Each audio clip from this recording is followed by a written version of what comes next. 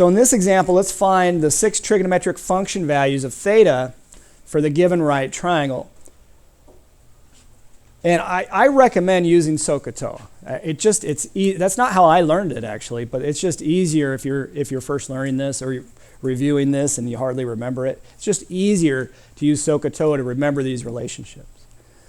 And then write it down in that order that I gave you above. So sine of theta. Okay, let me write down SOHCAHTOA again. SOHCAHTOA. And refer to that. So what am I missing in that triangle, by the way? I'm missing the adjacent side. We don't need it for sine of theta, but we're going to need it eventually, so we could get it right now if you like. Too bad we don't have a formula for getting that adjacent side. Yeah, I know. I guess we have to go home. No, what formula could we use on that? Good old Pythagoras. So if you label this side, for lack of use any letter you want, I'm going to label it x. You could label it ADJ for adjacent because it's adjacent to theta. What does the Pythagorean theorem say about x, 5, and 25? X squared plus 5 squared, this guy plus this guy squared plus this guy squared equals this guy squared. Would you buy that? Okay, so let's solve for x squared. X squared plus 25 is equal to, correct me if I'm wrong, I think 25 squared is 625. So what's x squared equal? 600. X squared equals 600. And then I need a little more room here, so let's back off. So I think we're going to want an exact answer for the square root of 600, aren't we? So, okay, let me make clear what I'm talking about here. In order to solve this equation, we need to take the square root. Do we take a negative square root? Do we find the negative square root also? Let me put it this way, not yet. Okay, so the square root of 600. Okay, well, how does that simplify? Can you find for me the biggest perfect square that's a factor of 600? It's 100. 600 is 100 times 6, right? So what can I pull out? So I get x. Oh, and this is supposed to be the square root of x squared right here. So I get x is equal to 10 root 6. Did everybody buy that? Okay. So x is equal to 10 root 6, long story short. I'm going to zoom back in a minute to make it easier to see. No problem there, right? Now you kind of see why we talked about the Pythagorean theorem first. Yeah. So let me go back to the view that's a little easier on the eyes. So we're going to keep this value in mind that we just found. I don't think we need it here. Can you find for me, keeping in mind the SO part of SOHCAHTOA, sine equals opposite over hypotenuse. What would sine be in this case? 5/25. What does that reduce to? 5/25 reduces to 1/5. Cosine of theta.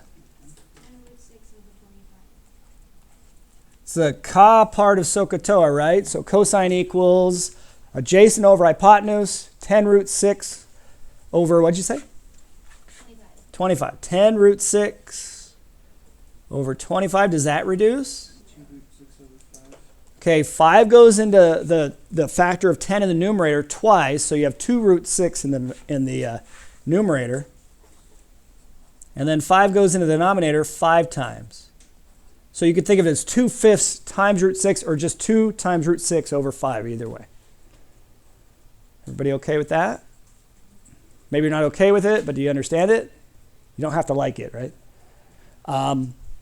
Tangent of theta, the TOA part of SOHCAHTOA, what's tangent equal to? So what does TOA stand for? Tangent equals opposite over adjacent. What's the opposite side in this case? 5, and the adjacent side? 10 root 6. 5 over 10 root 6. Oh, how does that simplify? 1 over 2 root 6.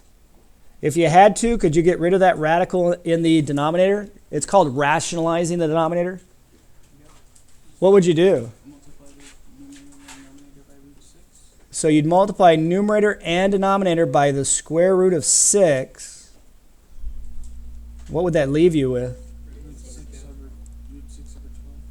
Root 6 over, okay, 2 times root 6 times root 6 is 6, so 2 times 6 is 12.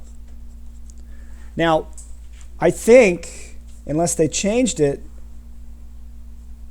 WebAssign would take that.